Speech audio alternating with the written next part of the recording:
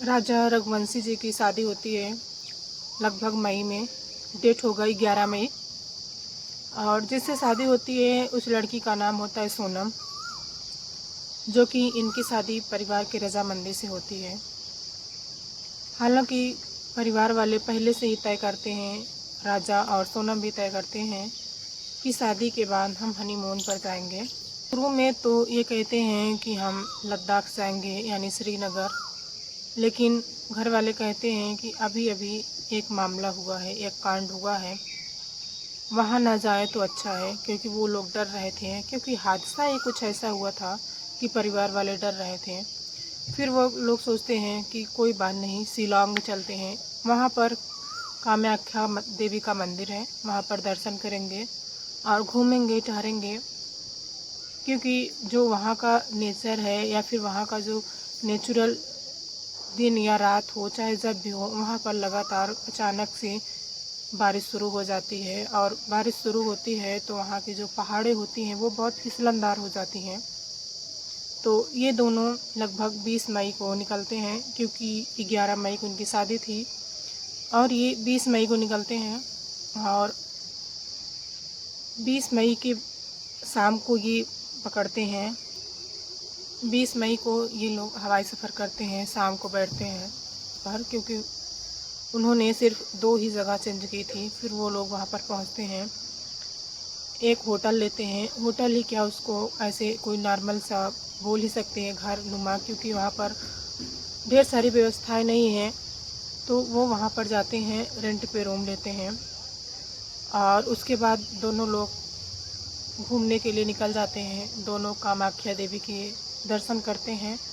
दर्शन करने के बाद फिर ये सोचते हैं कि पैदल हम कितना घूमेंगे, क्योंकि जो लोकल एरिया होता है उसे उन्होंने घूमना चाहते थे, देखना चाहते थे। इसीलिए उन्होंने रेंट पे एक स्कूटी ली, क्योंकि वहाँ पर घूमने के लिए या तो स्कूटी दी जाती हैं या फिर कोई अन्य जो वाहन होते हैं वहाँ पे चलने वाले, जो कि रास्ते में बाधा ना आए, वो सरल तरीके से चल सकें।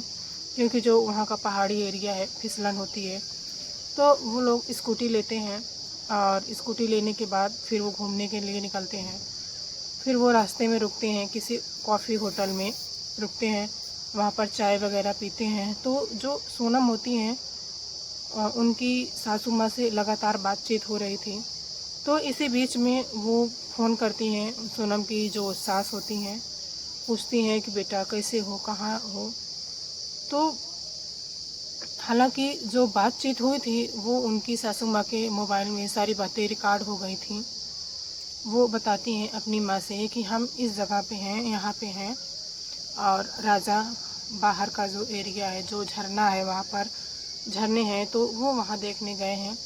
क्योंकि जो सोनम थी उनका व्रत भी था, तो इस हिसाब से वहाँ पर भोजन या उनके हिसाब से उनका खान पीन की व्यवस्था नहीं हो पा रही थी जैसे वो अपने एरिया में करते थे, क्योंकि वो दूसरा एरिया था तो वहाँ पर नहीं मिल रहा था। तो उसकी सासू माँ से बातचीत होती है। बातचीत होने के बाद फ़ोन रख दिया जाता है। जैसे ही फ़ोन डिस्कनेक्ट होता है तो उन्हें लगता है कि हो सकता है बारिश हो रही है, कोई नेटवर्क इशू होगा, नेटवर्क प्रॉब्लम होगा, तो इस वजह से फ़ोन कट हो जाता है।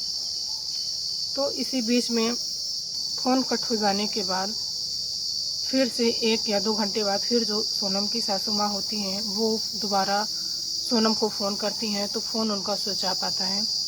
एक बार नहीं, वो लगातार 2 से 3-4 बार फ़ोन करती हैं, लेकिन फ़ोन लगातार स्विच ऑफ आ रहा था।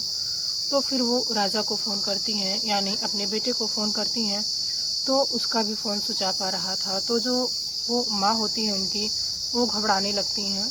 अभी इससे पहले बात हुई थी, अचानक से क्या हो गया कि दोनों का फ़ोन स्विच ऑफ आ रहा है। लेकिन फिर भी वो अपने दिल को तसल्ली देती हैं, अपने आप को मनाती हैं कि हो सकता है नेटवर्क का इशू होगा, बारिश हो रही है, वहाँ पर दूसरा ही माहौल है, दूसरा ही नेचर है, इस वजह से कनेक्ट नहीं हो रहा है, बातचीत नहीं हो रही है।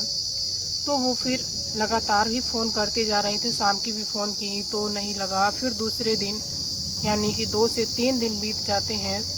तो जो उनके भाई होते हैं, यानी सोनम के भाई और जो राजा का भाई होता है, तो उनकी माँ कहती हैं कि फ़ोन नहीं लग रहा है, ना तो राजा का फ़ोन लग रहा है ना ही सोनम का।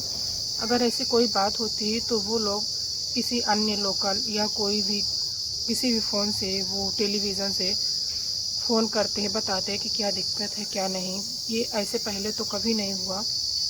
तो वो जो सोनम के भाई होते हैं और राजा का भाई दोनों ही टिकट करते हैं और वो भी निकल जाते हैं।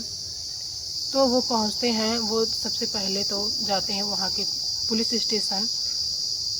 तो वहाँ पे वो रिपोर्ट लिखवाते हैं। हालांकि जो उनकी लैंग्वेज भाषा थी वो बहुत ही बदली थी, क्योंकि वहाँ पर दूसरी भाषा बोली जाती थी और ये लोग दूसरी बोलते थे।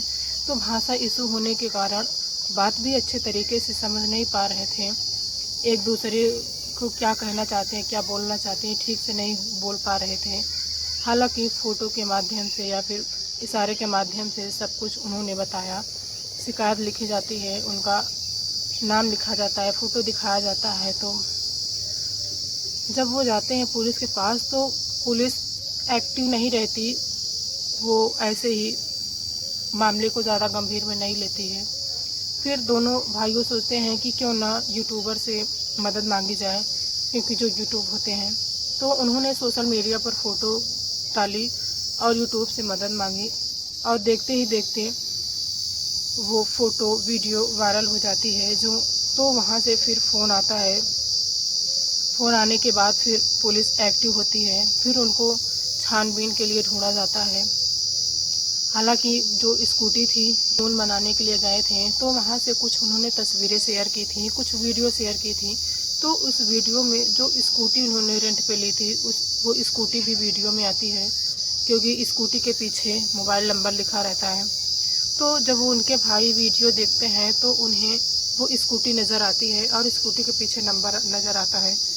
तो फिर वो उस नंबर पे कॉल करते हैं और उस मालिक के पास जाते हैं जिन्होंने स्कूटी रेंट पे दिया था। तो फिर उनसे बातचीत होती है तो वो बताते हैं कि हाँ, ये लोग मेरे पास 21 या 22 को आए थे और इतने दिन बीत गए, इन्होंने अभी तक अता पता नहीं है इन लोगों का और इन्होंने अभी तक स्कूटी भी वापस नहीं की है। तो वो स्कूटी भी लावारिस स्थिति में पाई जाती है जब पुलिस जाती है छानबीन के लिए, क्योंकि जो स्कूटी वाला मालिक होता है वो बताता है कि हमारे स्कूटी में चिप का सिस्टम है, आप चिप के माध्यम से स्कूटी को ट्रैक कर सकते हैं।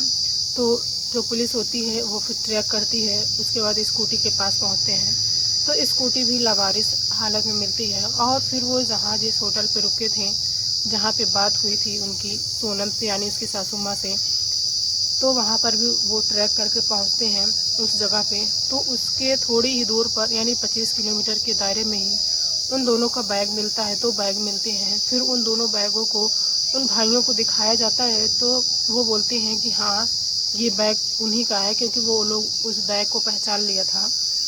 बैग मिलने के बाद फिर कई दिनों तक लगातार वो छानबीन करते रहे, लेकिन न सोनम का पता था और ना ही राजा का।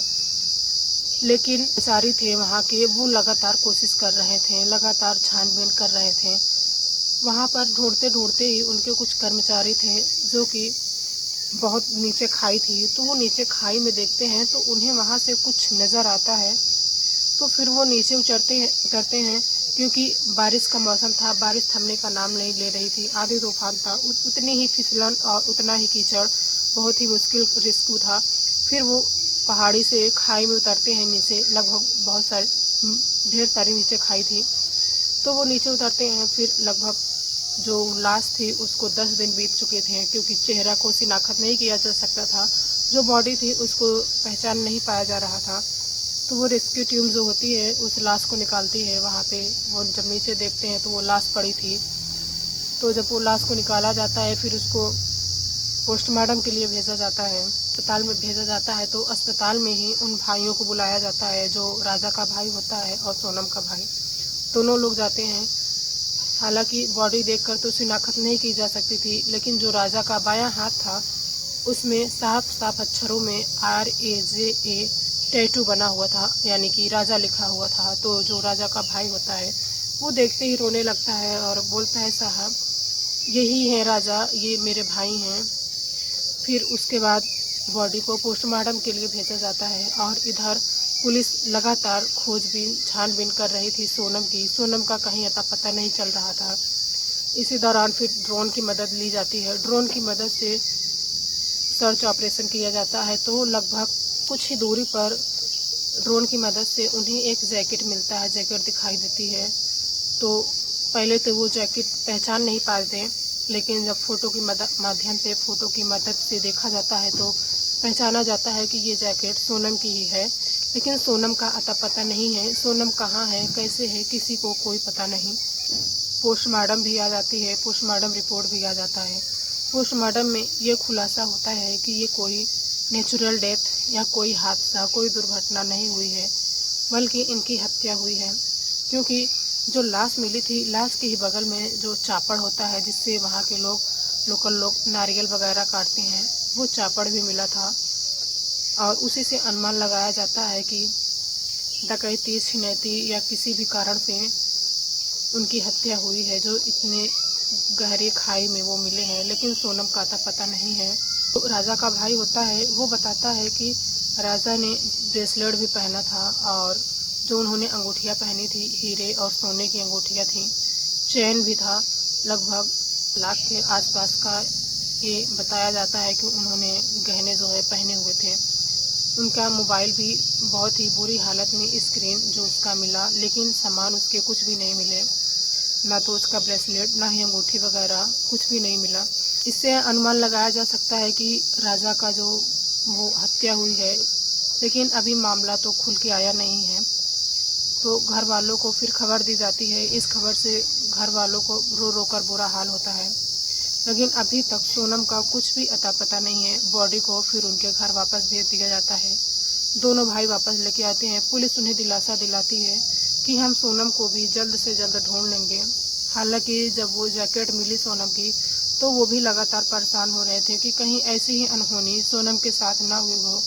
भगवान करे कि वो सही सलामत हो, वो अच्छे से मिल जाएं और घर वापस आ जाएं। लेकिन जब बॉडी घर पे आती है तो घर वाले बहुत ही ज़्यादा, उनका बुरा हाल हो रहा था रो रो कर। तो फिर वो उनका दाह संस्कार वगैरह सब कुछ करते हैं। लेकिन फिर भी अभी तक सोनम का पता नहीं है। पुलिस लगातार कोशिश कर रही है, लगातार जांच पड़ताल में जुटी हुई है। तो दोस्तों, इस घटनाक्रम को सुनाने का उद्देश्य आपका दिल दुखाना नहीं है, आपको जागरूक करना है, आपको सचेत करना है।